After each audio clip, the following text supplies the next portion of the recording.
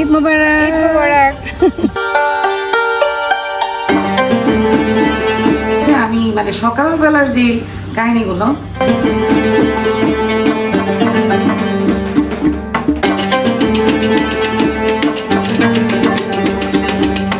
গরু কিনতে যাবো না? তুমিও যাবো নাকি? হ্যাঁ।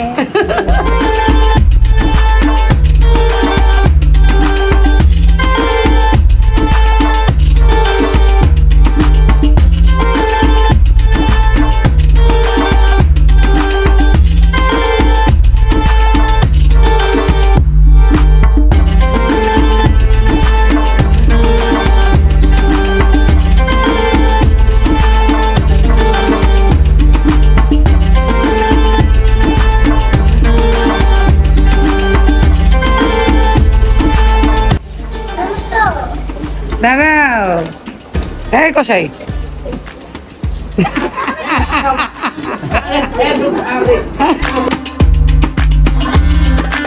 আরে বাচ্চা মাশাআল্লাহ ওকে আছে। আরে বাচ্চাটা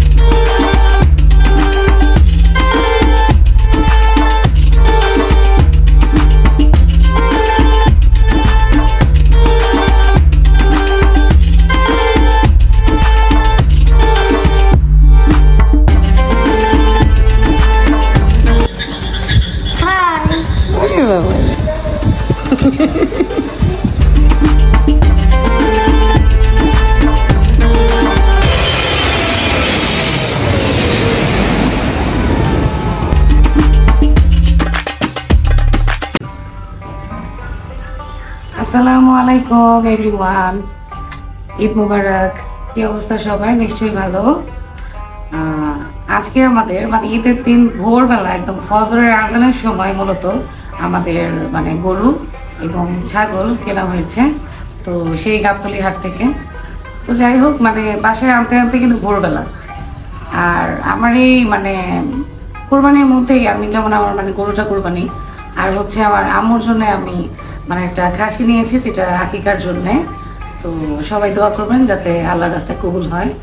তো ঠিক আছে, আমি মানে সকালবেলার যে কাহিনীগুলো সেই জিনিসগুলো আমি আপনাদের একটু দেখাবো, যে আমাদের গরুটা কেমন হলো, খাসিটা কেমন হলো, আর সব কিছু এভরিথিং আমার এই মানে ঈদুল আজহার এই ব্লগে আমি ফার্স্ট, সেকেন্ড, থার্ড প্রত্যেকটা দিনের আমি একসাথে করে আপনাদেরকে দেখানোর চেষ্টা করব। ওকে, তাহলে চলো যাওয়া যাক।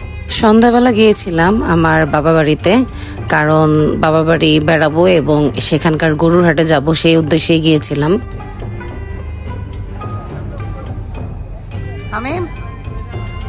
সো এলাকায় হাট বসার সাথে সাথে আমরা প্রতি বছরই এখানে ফার্স্টে মেয়েরা এসে ঘোরাফেরা করি এবং দেখি। নর্মালি অন্য কোনো গরুর হাটে আমরা যাই না, জাস্ট ছেলেরাই যায়। তাই প্রতি বছরের মতো এইবারও আমরা গিয়েছিলাম আমার বাবার বাড়ির সামনের গরুর হাটে। অ্যাকচুয়ালি বাবার বাড়ির সামনের হাট বলে আমরা মেয়েরা আসলে যাওয়ার সুযোগ পাই একবার দুবার হলেও। এনিওয়ে, আমার সাথে আমার আপু ছিল মেয়েদের মধ্যে, আর মেয়ে মানুষ কোথায় পাবো। এছাড়া হামিম ছিল, তন্ময় ছিল এবং হামিমের বাবা ছিল, আর পিচিরা সবাই আম্মুর সাথে বাসায় ছিল, যার কারণে আমরা একটু ঘোরার সুযোগ পেয়েছি। তো মজার বিষয় হচ্ছে আমরা মানে গরু দেখতে খুব শখ করি, বাট খুব ভয় পেতাম। আর একটু পরপরই একটা করে গরু যাওয়া আসা করছিল, আর আমরা দুই বোন খুব লাফালাফি করছিলাম যে কোথায় পালাবো। হাটে ঘুরে টুরে তারপরে আমাদের পরিচিত হালিম মামা ছিল এখানে, তো ওনার হালিম খেলাম আমরা এখানে দাঁড়িয়ে। ঈদের আগের দিন হামিম গিয়ে ওর আপুকে এবং ওর মামুনিকে নিয়ে এসেছে, সাথে ওর ভাইয়ারাও ছিল। আম্মু আবার আসার সময় একদম হটপটে ভরে অনেক বিরিয়ানি রান্না করে নিয়ে এসেছে, যাতে আমাদের মানে চাঁদ রাতে কোনো প্রবলেম না হয় এবং আমরা যাতে মেহেদি দিতে পারি সুন্দর মতো। এরপরে আমি আম্মু এবং হামিমের হাতে আমার সারা বছরের যে কোরবানির জন্য জমানো টাকা, সেই টাকাটা তুলে দিলাম গোনার জন্য। উড়ে গেল টাকা, উড়ে গেল রে, উড়ে গেল রে। এইবার আমি আগেই নিয়ত করে রেখেছিলাম যে আমার হাজবেন্ডকে ছাড়া টোটালি একাই আমি কোরবানি দেব। গরু কিনতে যাবে বাচ্চা, গরু কিনতে যাব না? কি তুমিও যাবো নাকি? এনিওয়ে, তারপরে আমি চলে গিয়েছিলাম হার্লেনের শপে, কারণ আমি ঈদ এবং ঈদ ছাড়া যে কোনো সময় আমি হার্লেনের প্রোডাক্ট কিনে থাকি।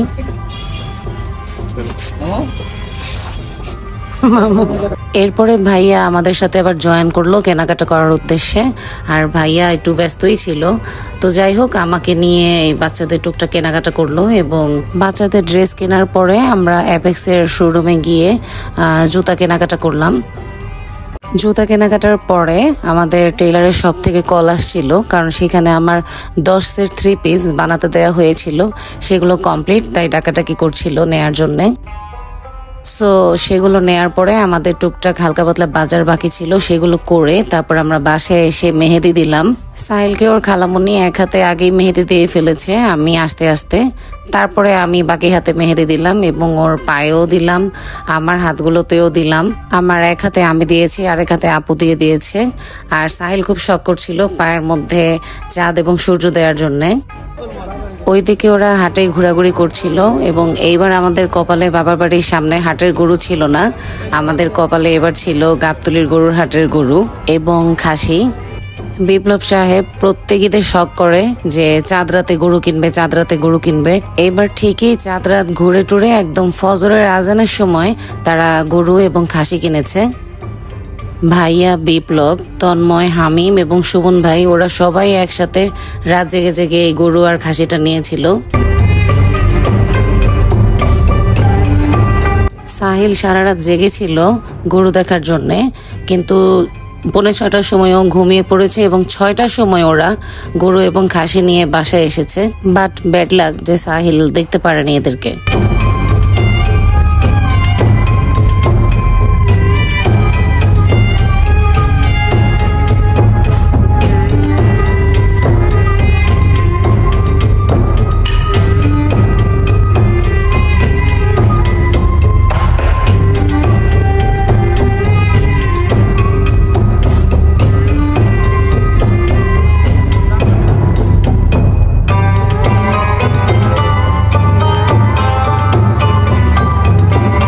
শুধুমাত্র আমাকে দেখানোর জন্য ওরা গরু এবং খাসিটাকে হাঁটাতে হাঁটাতে বাসার সামনে নিয়ে এসেছিল। আর এগুলো রাখার জন্য সোসাইটিতে আলাদা একটা জায়গা আছে, ওই জায়গাতে এগুলো রাখা হবে এবং সেখানে কুরবানি দেওয়া হয় আর কি। একটা কথা জানিয়ে রাখি, গরুটা কুরবানির উদ্দেশ্যে নেওয়া হলেও খাসিটা কিন্তু আমি আমার আম্মুর আকিকার জন্য নিয়েছিলাম।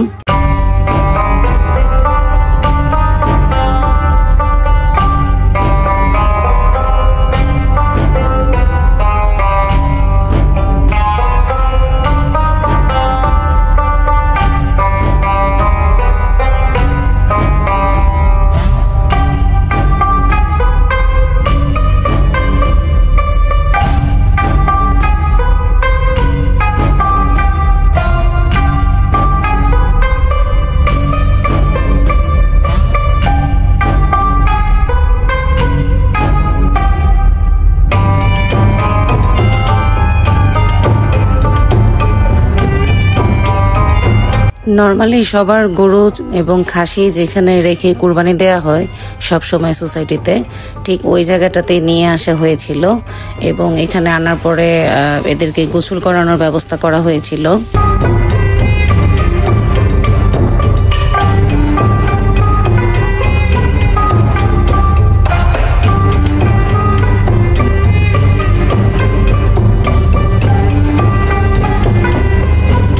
এই বছর আমি ওদের আগে থেকে পাইনি, যার জন্য আমার মনটা খুবই খারাপ লাগছিল। তারপরেও যতটুকু সম্ভব সামনে যতটুকু সময় পেয়েছি আমি ওদের আদর করার, গায়ে হাত বোলানোর খুব চেষ্টা করেছি। ওরা ঈদের নামাজ পড়ে এসে গরু এবং খাসিটা কোরবানি দিয়েছিল। আর সাইলকে অনেক ডাকাটাকি করেছিলাম ঘুম থেকে, বাট ও ডিস্টার্ব ফিল করছিল তাই ওঠেনি। হ্যাঁ তুলতেছি, দাঁড়াও।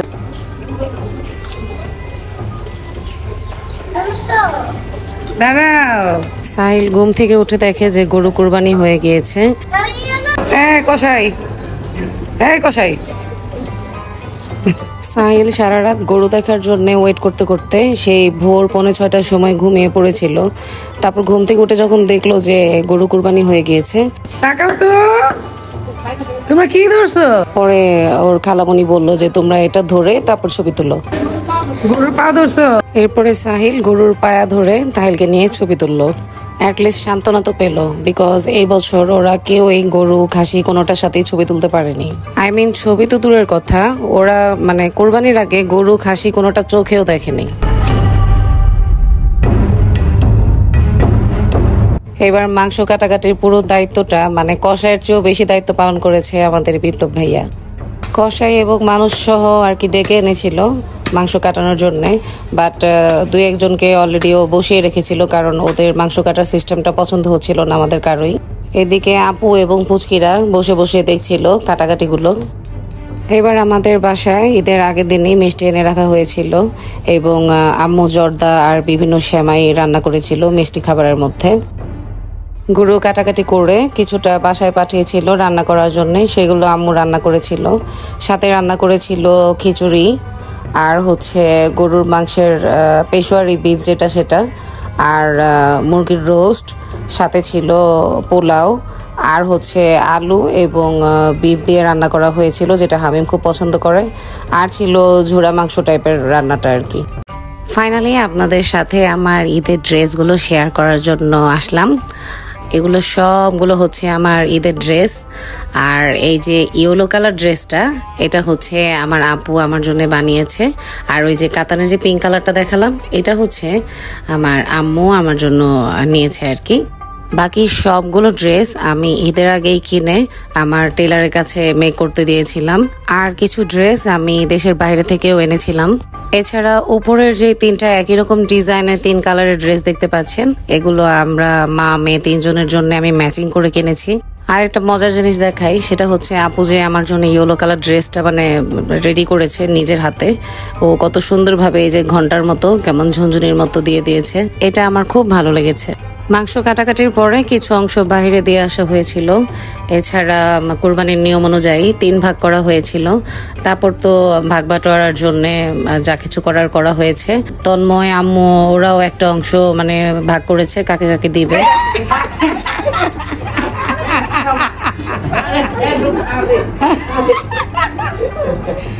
সালামি না যা, তোর মা যেহেতু ভিডিও শুরু করছে না দিয়ে পারলাম না।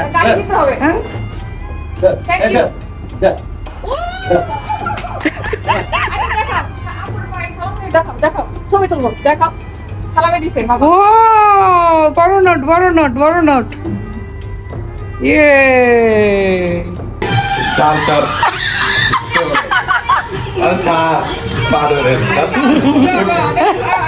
সাইল ধরো, সাইল ধরো।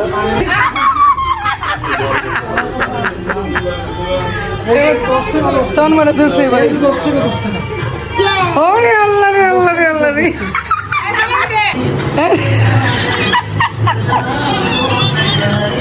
আরে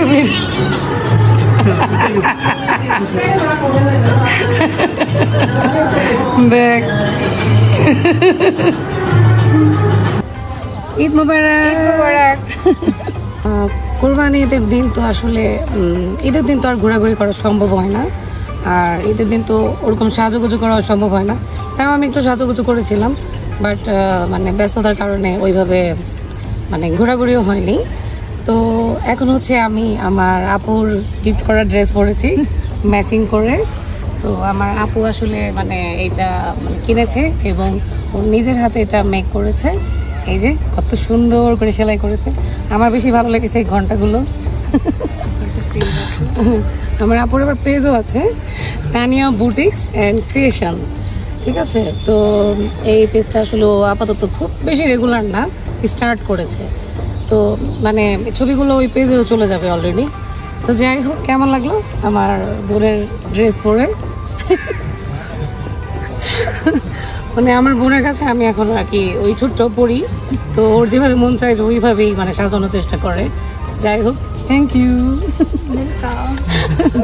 তো আমরা আসলে এখন এখানে একটু ফটো সেশন করবো, তারপরে আমরা ঘুরতে যাবো হচ্ছে আমরা বাইরেও যাব। তো আর আমার গলাটা একদম ভেঙে গেছে, কথা বলতে পারছি না। তো ঠিক আছে, আমরা ফটো সেশন করি, তারপরে যা কিছু করার তা তো আপনারা দেখবেনই। ওকে।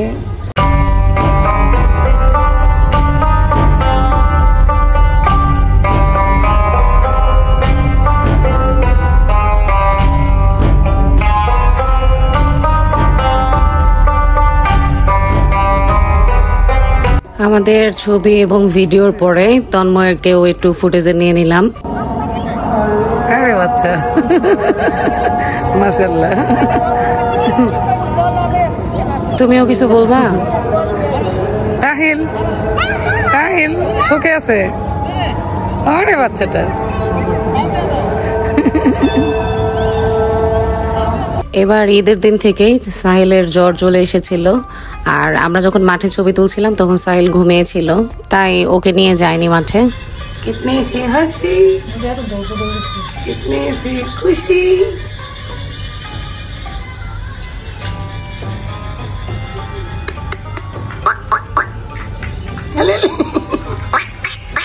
জিঞ্জার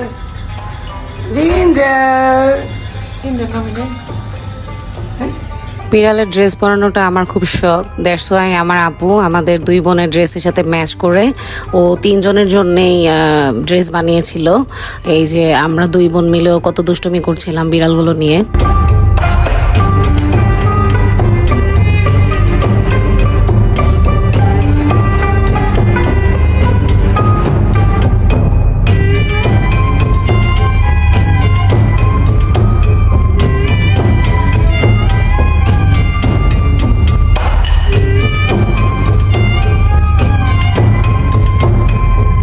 সাহিল জ্বর নিয়েও বিড়ালগুলোকে আদর করছিল এবং ওদেরকে নিয়ে ছবি তুলছিল, ভিডিও করছিল। আর আমাদের বিড়ালগুলো মনে হয় যেন আমাদের চেয়েও বেশি আনন্দে থাকে সব সময়। আর সাহিল আর তাহিলও খুব আনন্দে থাকে, মাশাআল্লাহ।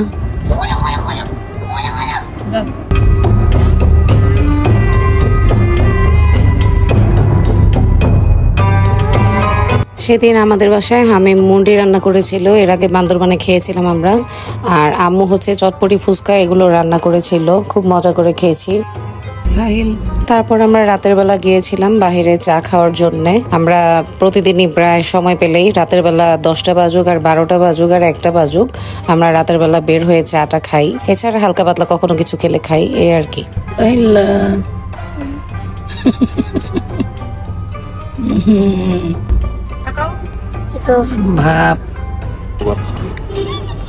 এবার জ্বরে সাহিল তো ঈদের আনন্দ করতেই পারেনি খুব একটা, যার জন্য ওর অনেকগুলো ড্রেসও পরা হয়নি। তারপর ওকে নিয়ে আমরা বের হয়েছিলাম একটু মনটা ভালো করার জন্য।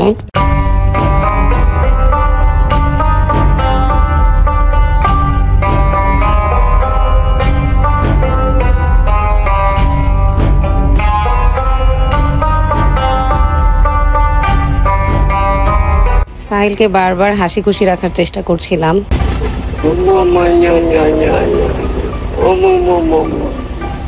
হাসি দেখছো? দেখো হাসি দেখো।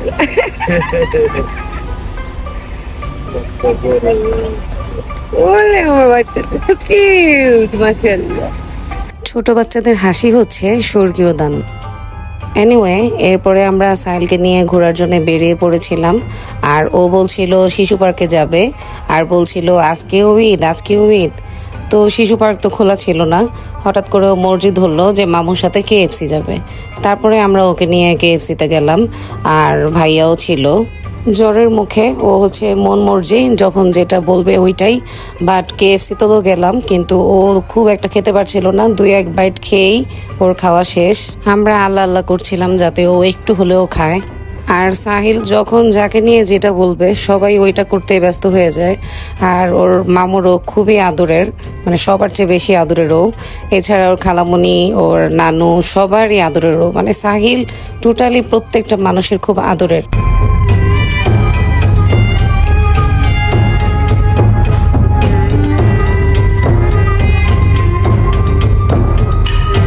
এরপর প্রতি রাতের মতোই চা কফি খেতে চলে গিয়েছিলাম। আর পরের দিন পিকনিক করব সেই প্ল্যানও করছিলাম। লাকড়ি চলে আমরা পিকনিকের জন্য আর কি মেজবানি রান্না করছিলাম বলতে মানে মাত্র শুরু করব আর কি। এই যে সবগুলো মশলা উপকরণ, পেঁয়াজ মরিচ সব কিছু এখানে একসাথে করে দেওয়া হয়েছে। আর এখানেও মাংস আছে, এখানেও মাংস আছে, ইভেন এই যে এখানে আবার এই নলিগুলো আছে। তো এগুলো সব এখন একসাথে মাখাবো। আমাদের বিপ্লব বাবুর্চি দিয়ে আর কি মাখানো হচ্ছে। বিপ্লব বাবুর্চি মাখাচ্ছে, এই যে তার চেহারাটা দেখাই। সে একটু পরে একটু বাবুর্চি জামাটা পরবে, আগে একটু মাখিয়ে নিচ্ছে। মাংস মাখানো হচ্ছে। শোনো, এমন ভাবে মাখাবা যাতে মাখাতে মাখাতে যাতে সিদ্ধ হয়ে যায়, বুঝছো? বিপ্লব বাবুর্চি আর এই যে বাচ্চাগুলা আম্মু হেল্প করতেছে। খাইলো দেখতেছে মনোযোগ দিয়ে, কি বুঝতেছে কি বুঝতেছে?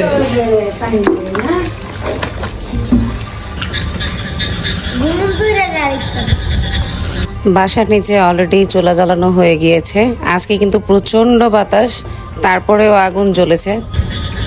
সাহিল বাবু পিকনিক করছে। সাহিল হাই দাও তো। আর আপু তাহিল ওরা নামছে আর কি উপরে এখন। আর যে ভাইয়া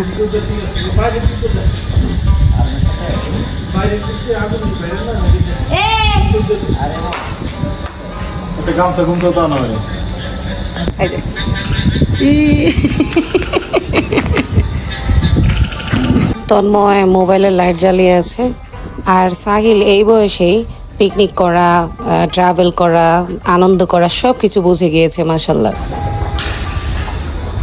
ভাইয়া রান্না করতেছে অনেক সুন্দর করে, একবারে পুরা বিপ্লব বাবুর্চি হলো মা খাইছে, ভাইয়া নাড়তেছে আর আমরা খালি তাকে তাকে ওয়েট করতেছি কতক্ষণে খাবো। আর আমি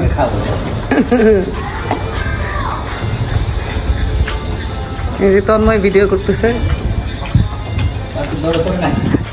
আর সুমন বাইরে ঘুম থেকে তুলে নিয়ে আসছে। আর যে বিপ্লব বাবুর্চি একটু রেস্টে আছে।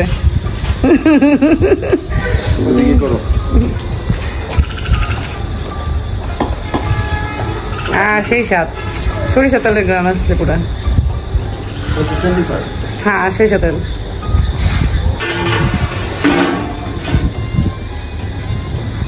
স্বাদ বেড়ে গেছে।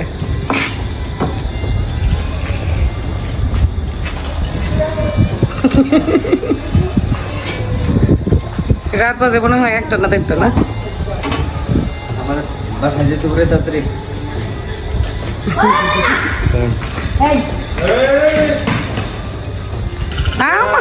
খাইতে মন চায় মাংস।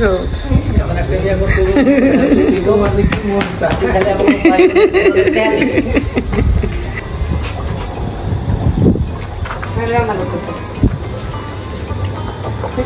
সব রান্না করা। সাহিলের মানে রান্না করার খুব শখ, নাড়াচাড়া করার খুব শখ, এই জন্য আমার সাথে ধরে ধরে এগুলো করছিল। আর আমি মাঝে মাঝে খুন্তি দিয়ে একটু ফান করছিলাম, হুঁশিয়ার সাবধান করছিলাম। আম্মু ভাইয়ার সাথে বসে বসে মোবাইলের বিভিন্ন ভিডিও এবং নিউজ টিউজ দেখছিল। আর আপু পিচিগুলোর সাথে দৌড়াদৌড়ি করছিল। আমি অনেকক্ষণ পরে আসলো, লবণ টেস্ট করতেছে। এদিকে সুমন ভাইও লবণ টেস্ট করছিল, ওনাকে ঘুম থেকে তুলে আনা হয়েছে। এই ছিল আমাদের কুরবানির মাংসর রান্নার লুকটা। লাকড়ি দিয়ে রান্নার ফ্লেভারই কিন্তু আলাদা হয়।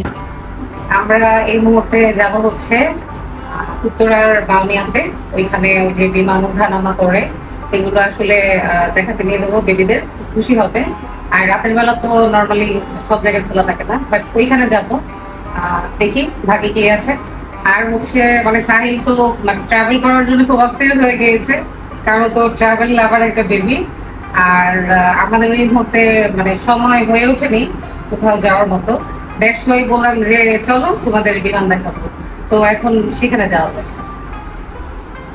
আম্মু বলছিল বাইরে যাবে না, শুধু জাস্ট ছবি টবি তুলবে। তো আম্মুর সাথে আমরা ঘরে একটু ছবি তুলে ভিডিও করে রাখলাম।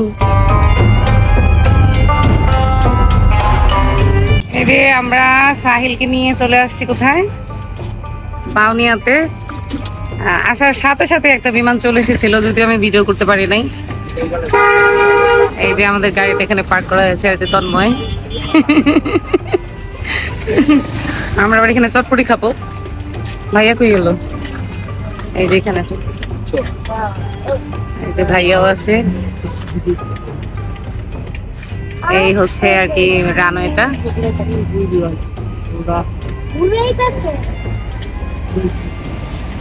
ওই যে এয়ারপোর্টটা দেখা যাচ্ছে।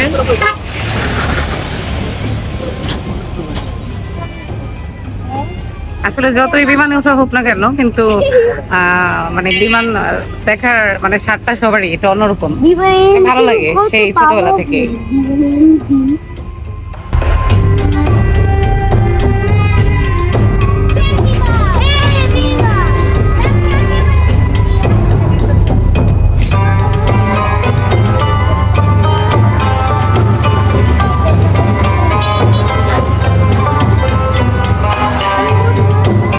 আমরা ফুচকা খাচ্ছি বসে বসে।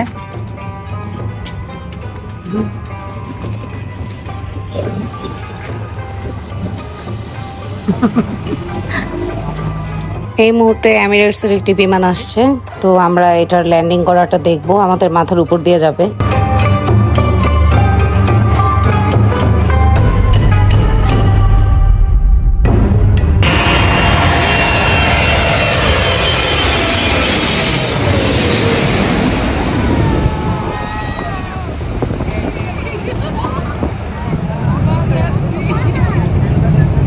এরপরে আমরা বটতলা সাইডটা চলে গিয়েছিলাম বাউনিয়ার, ওইখান থেকে আবার বিমান টেক অফের ভিউ দেখা যায়।